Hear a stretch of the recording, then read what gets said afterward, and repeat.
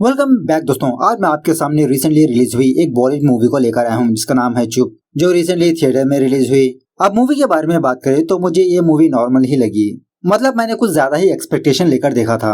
अगर इस मूवी में थोड़ा सस्पेंस और थ्रिलिंग इवेंट्स ऐड कर देते तो गजब होती। एक्चुअली मूवी को देखते समय ऐसा लगा कि ये मूवी ऑलरेडी प्रिडिक्टेबल है। मतलब कौन कल्प्रिट है हमको ऑलरेडी पता चल जाता है, किस वजह से मार रहा है वो भी समझ में आता है। बस it's a straight forward movie. लेकिन एक बात तो अच्छी लगी, कॉन्सेप्ट थोड़ा नया है। फिल्म इंडस्ट्री को ध्यान में रखते हुए बनाई गई मूवी है ये। तो चलिए फटाफट से इन शॉर्ट में आपको इस मूवी की कहानी सुना देता हूँ। उससे पहले लुटा दो प्यार फॉर इंस्टाग्राम। मूवी की शुरुआत में ही यह औरत कहीं पर जाकर अपने घर वापस आती है। घर में आने के बाद यह औरत अपने हस्बैंड नितिन को बुलाने लगती है। शायद नितिन अपने घर में नहीं होता और जब यह औरत बाथरूम का दरवाजा ओपन करती है इसके तो होश ही उड़ जाते हैं, क्योंकि उस बाथरूम में नितिन की लाश होती है। किसी ने नितिन को बहुत ही बेरहमी से मारा। उसके बाद पुलिस यहाँ पर आती है। इस केस की इन्वेस्टिगेशन करने वाले का नाम होता है अरविंद। सो यहाँ आने के बाद अरविंद ये ऑब्जर्व करता है कि नितिन के माथे पर उल्टा ट्रायंगल है और उसी तरह इसके मुंह और हाथ पैर को एक कवर से बांध के रखा है। यहाँ पर हमको ये बात पता चलती है कि एक्चुअली नितिन एक मूवी क्रिटिक होता है। खैर दूसरे सीन में डैनी नाम के एक बंदे को दिखाया जाता है। डैनी की एक फूल पौधों की दुकान होती है और उसी तरह डैनी अपने आप में बात करता रहता है। मतलब डैनी के अंदर मल्टीपल कैरेक्टर्स होते हैं और उसी तरह डैनी जो भी लेता दो लेता, मतलब 2 चाय 2 खाने के प्लेट। खैर इसी दरमियान में एक दिन नीला नाम की एक लड़की डैनी की दुकान आती है कुछ फूल वगैरह खरीदने के लिए। एक्चुअली नीला किसी अखबार में काम करती है और उसी तरह नीला का यह सपना होता है कि ये किसी न किसी एक दिन मूवी की क्रिटिक बने। जब डैनी नीला को देखता है पहली नजर में इसको प्यार हो जाता है और फुकट में ही नीला को बहुत ही कीमती फूल देता है जो मुंबई में बहुत ही रेयरली मिलते हैं। ऐसे फ्लावर्स डैनी अपने गार्डन में ही उगाता रहता है। जैसे जैसे दिन गुजरने लगते हैं ये दोनों एक दूसरे के करीब आने लगते हैं, एक दूसरे से प्यार भी होता है। मूवी के दरमियान इन दोनों के कुछ सीन्स भी वगैरह चलते हैं। नीला की माँ ब्लाइंड होती है, उसी तरह नीला को मूवी से बहुत प्यार होता है। एक्चुअली नीला और उसकी माँ पहले बेंगलुरु में रहते थे। रिसेंटली इन दोनों ने मुंबई शिफ्ट किया। नीला जो भी डिसीजन लेती इसकी माँ इसको फुल सपोर्ट करती रहती। इस तरफ इन्वेस्टिगेशन में अरविंद को यह बात पता चलती है जो बंदा मरा नितिन, उसने एक मूवी को क्रिटिक किया था और उसी तरह उस मूवी को 1 स्टार रेटिंग दी। अरविंद का एक टीम मेंबर अरविंद से कहने लगता है कि शायद नितिन को मारने में उसी फिल्म का कोई बंदा हो सकता है। मतलब गुस्से में आकर किसी नितिन को मार दिया। सो उसी तरह से अरविंद उस फिल्म के डायरेक्टर्स, प्रोड्यूसर्स, एक्टर्स से जा मिलता है, लेकिन कुछ भी फायदा नहीं होता। इसी में अरविंद को यह बात भी पता चलती है कि जब कोई भी फिल्म को अवार्ड मिलता है उस फिल्म के टाइटल पर 2 पत्तियां लगती है, जैसे best actor, best film of the year. और एक्चुअली ऐसी ही पत्तियां अरविंद ने उस कवर के ऊपर देखा था जो कवर नितिन के मुंह को बांध के रखा था। उसके बाद जब अरविंद अपने ऑफिस जा रहा होता है एक बच्ची अरविंद को एक गुलाब देती है प्लास्टिक कवर में। तो इस कवर की क्वालिटी भी ऐसी होती है जो कवर नितिन के पास पाया गया। सो पुलिस वाले हर एक फूल की दुकान के पास जाकर उनका प्लास्टिक कवर चेक करने लगते हैं। मतलब अरविंद ये सोचने लगता है कि शायद किलर का फूलों का दुकान हो सकता है, नितिन को मारने के लिए इसी कवर का इस्तेमाल किया। इसी इन्वेस्टिगेशन के दौरान पुलिस वाले डैनी की दुकान के पास भी जाते हैं, लेकिन पुलिस वालों को यह बात पता चलती है कि डैनी प्लास्टिक कवर ही यूज नहीं करता। सारे फूलों की दुकान सर्च करने पर पुलिस वालों को ऐसा कवर ही नहीं मिलता। उसके बाद अरविंद ये सोचने लगता है कि किलर ने नितिन के माथे पर उल्टा ट्रायंगल क्यों ड्रॉ किया। ट्रायंगल तो सीधा होता है ना। ऐसा सोचते हुए उस उल्टे ट्रायंगल को स्टार बनाता है। मतलब नितिन ने उस मूवी को 1 स्टार दिया था, इसीलिए किलर इसके माथे पर 1 स्टार बनाने ही वाला था, लेकिन कुछ हो गया। खैर दूसरे हफ्ते पुलिस वालों को रेलवे ट्रैक पर एक और बंदे की लाश मिलती है। इसका नाम होता है इरशाद अली। ये भी एक क्रिटिक होता है। रेलवे ट्रैक पर होने की वजह से इसके 2 टुकड़े हो जाते हैं और उसी तरह इस बंदे के माथे पर भी 1 स्टार होता है। इसके मुंह के पास भी वही कवर मिलता है। इरशाद अली के मौत के बाद सारे टीवी न्यूज चैनल्स में यही ब्रेकिंग न्यूज होती है कि 2 हफ्तों में 2 क्रिटिक्स की मौत। पुलिस क्या कर रही है। उसके बाद अरविंद अपने सुपीरियर के पास जाकर इस केस के बारे में कुछ डिटेल्स बताने लगता है कि सर इरशाद अली भी रिसेंटली एक मूवी का क्रिटिक किया, उसको 1 स्टार दिया, इसलिए उस किलर ने इरशाद अली को मार दिया, उसके माथे पर भी 1 स्टार डाला। जिसका मतलब सर मुंबई में एक नया सीरियल किलर है जो सिर्फ मूवी के क्रिटिक्स को ही मारता है और स्पेशली वही क्रिटिक्स को जो कम रेटिंग देते हैं। इसी दरमियान में बच्चन साहब की एक नई फिल्म रिलीज होने वाली होती है, थर्ड एम्पायर। मीडिया वाले इनका इंटरव्यू लेने लगते हैं। इंटरव्यू के दौरान बच्चन साहब जो दोनों क्रिटिक्स मरे उनको कॉन्डोलेंस देने लगते हैं और उसी तरह ये भी कहने लगते हैं कि फिल्म इंडस्ट्री में बॉक्स ऑफिस भी जरूरी है और क्रिटिक्स भी जरूरी है, क्योंकि अगर पैसे रहेंगे तभी तो मूवीज बन सकती है। और इसी तरह मूवी के क्रिटिक्स के जरिए से कुछ सीखने को मिलता है। खैर उसके बाद बच्चन साहब की वो मूवी रिलीज हो जाती है। मूवी रिलीज होने के दूसरे दिन पुलिस वालों को क्रिकेट ग्राउंड में एक और बंदे की लाश मिलती है। इस बंदे ने बच्चन साहब की मूवी को 1.5 रेटिंग दी, इसीलिए किलर ने इसके माथे पर भी वही रेटिंग देता है और इसी तरह इस बंदे के बॉडी पार्ट्स को सारे ग्राउंड में फैला देता है। अरविंद को समझ में आता है कि मूवी का नाम थर्ड एम्पायर है, इसीलिए किलर ने इस बंदे को क्रिकेट ग्राउंड में ही मारा। और थोड़ा सोचने पर अरविंद को ये बात पता चलती है कि किस तरह से ये सारे क्रिटिक्स उस मूवी का क्रिटिक्स लिखे थे, उसी तरह से किलर ने इन लोगों को मारा। जैसे नितिन को उसकी सारी की सारी बॉडी काट दी गई, इरशाद अली को आधा कर दिया रेलवे ट्रैक पर क्योंकि इसने लिखा था कि वो मूवी ट्रैक से हट गई, और तीसरा मर्डर इस बंदे का क्रिकेट ग्राउंड में, जिसने लिखा था कि मूवी के सारे पार्ट्स अलग अलग है। उसके बाद अरविंद सारे फिल्म इंडस्ट्री वालों को मीटिंग पर बुलाता है। एक साइड डायरेक्टर प्रोड्यूसर्स बैठे होते हैं, दूसरी साइड क्रिटिक्स। अरविंद इन लोगों से समझाने लगता है कि अगली बार जब किसी मूवी की रेटिंग दोगे तो थोड़ा सोच समझ कर देना, क्योंकि आपकी जान को ही खतरा हो सकता है। ये सीरियल किलर सिर्फ क्रिटिक्स को ही मार रहा है, लेकिन वो सारे लोग उल्टा अरविंद को ही डांटने लगते हैं। वहाँ पर एक हंगामा खड़ा होता है कि पुलिस हमारी प्रोडक्शन नहीं कर पा रही, और इसी तरह क्रिटिक्स और डायरेक्टर्स के बीच भी थोड़ा झगड़ा होता है। इस तरफ एक दिन डैनी नीला को सरप्राइज करने के लिए नीला के घर आता है और नीला को अपने हाथों से कागज के फूल बनाकर गिफ्ट पे देता है। डैनी को घर में बुलाने के बाद नीला अपने बारे में डैनी को बताने लगती है कि ये मूवी से बहुत प्यार करती है, इसलिए इसने अपना घर स्टूडियो को बगल में ही लिया। और इसी तरह नीला भी एक दिन बहुत बड़ी क्रिटिक बनना चाहती है। हालांकि ये पहले से ही मूवी देखकर क्रिटिक लिखती है, लेकिन उसे पब्लिश नहीं करती।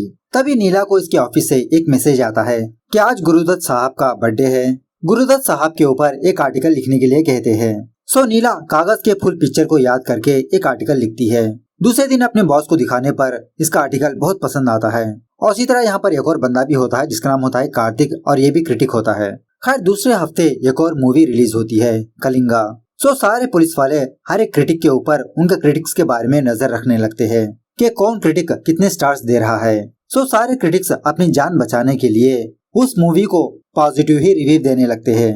मतलब सारे क्रिटिक्स 4 के ऊपर ही स्टार देते हैं, लेकिन सिवाय एक बंदा कार्तिक ने सिर्फ 1 या 1.5 स्टार दिया होता है, जिसकी वजह से अरविंद अपनी पूरी फौज के साथ कार्तिक के घर आता है, इसके प्रोटेक्शन में लग जाता है।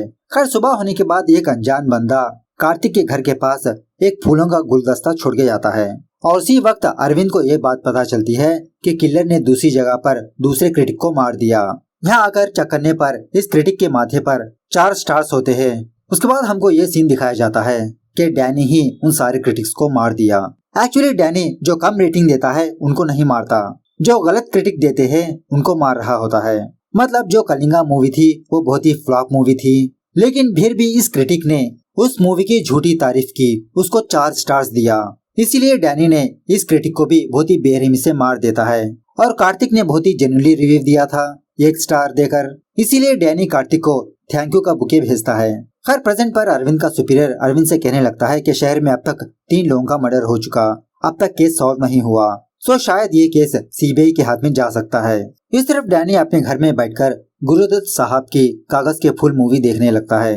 एक्चुअली उस वक्त ये मूवी भी क्रिटिक्स की वजह से ही फ्लॉप हो गई थी। उसके बाद गुरुदत्त साहब ने कोई भी फिल्म नहीं बनाई। डिप्रेशन में आकर कुछ दिनों बाद इनका देहांत भी हो गया, लेकिन आजकल यही मूवी मास्टरपीस मानी जाती है। और यहाँ पर एक और बात यह है कि गुरुदत्त साहब का बर्थडे होने की वजह से ही डैनी ने अपने हाथों से कागज के फूल बनाकर नीला को गिफ्ट पे दिया।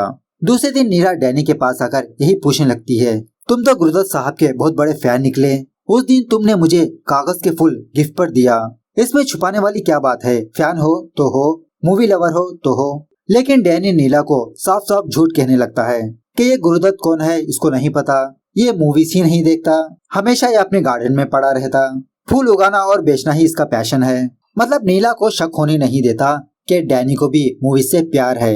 इस तरफ अरविंद किसी भी तरह करके इस केस को क्लोज करना चाहता है, वरना ये केस सीबीआई के हाथ में चला जाएगा। इसीलिए अरविंद डॉक्टर जिनोबिया नाम की एक औरत को कॉल करके इससे हेल्प मांगने लगता है, जो एक क्रिमिनल साइकोलॉजिस्ट होती है। जिनोबिया इस केस की स्टडी कर अरविंद को यही बात बताने लगती है कि इतने सारे क्रिटिक्स है, किलर ने इन्हीं क्रिटिक्स को क्यों मारा। दूसरे क्रिटिक्स भी कम रेटिंग दिए थे, जिसका मतलब किलर रेटिंग बेसिस पर नहीं बल्कि जो कोई भी फेक रिव्यू देता है उनको ही मारता है। और मारने के लिए क्रिटिक्स खुद उस किलर को एक स्क्रिप्ट देते हैं। मतलब वो क्रिटिक्स सिंपल भाषा में अपना आर्टिकल नहीं लिखते, कुछ घुमा फिरा कर लिखते हैं। उसी बेसिस पर किलर उन चारों क्रिटिक्स को मारा। हो सकता है पास्ट में उस किलर की मूवी भी फ्लॉप हो चुकी हो क्रिटिक्स की वजह से, उसी का रिवेंज ले रहा है। खैर इस तरफ एक दिन नीला डैनी के घर आती है। देखते ही देखते इन दोनों में कांड होने लगता है। इसी कांड के दौरान नीला एक खटिया के नीचे फिल्म के बक्सों को देखती है, लेकिन तभी झटके से डैनी नीला को वहाँ से हटा देता है। बाद में सोचने लगता है क्या नीला को इस पर शक हो गया, और फटाफट से उन सारे फिल्म बक्सों को अपने बेसमेंट में छुपा देता है। और यहीं पर हम डैनी के एक छोटे से फ्लैशबैक को देखते हैं कि डैनी ने भी एक मूवी बनाई थी, क्रिटिक्स ने इसको बहुत ही कम रेटिंग दी। डिप्रेशन में आकर बेचारा डैनी मेंटल हॉस्पिटल ही चला गया। बहुत दिनों तक डैनी की माँ डैनी को देखने के लिए आती थी हॉस्पिटल में, और एक दिन डैनी की माँ की भी डेथ हो गई। तभी से डैनी रिवेंज लेना स्टार्ट किया।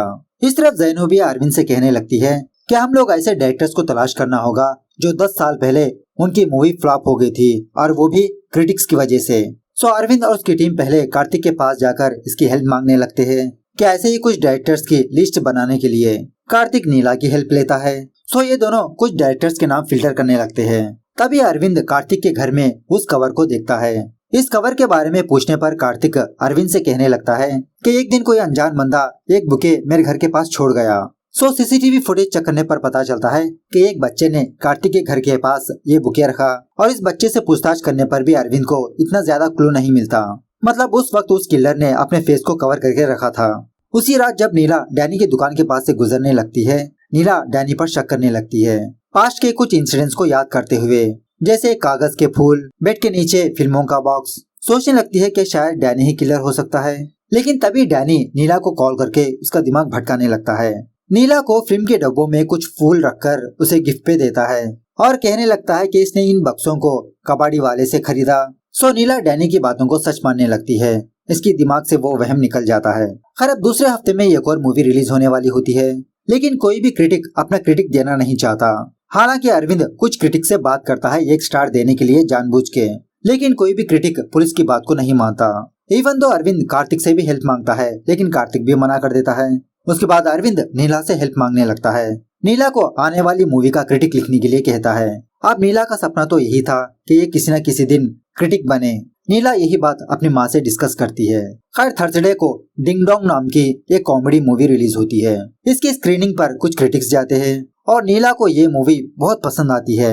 ये चाहती है इस मूवी को 4 रेटिंग दे, लेकिन अरविंद नीला को जबरदस्ती करने लगता है कि ये उस मूवी को सिर्फ 1 स्टार दे, और उस मूवी की तारीफ में ऐसी कोई बात ना लिखे, सारे के सारे नेगेटिव पॉइंट्स लिखे।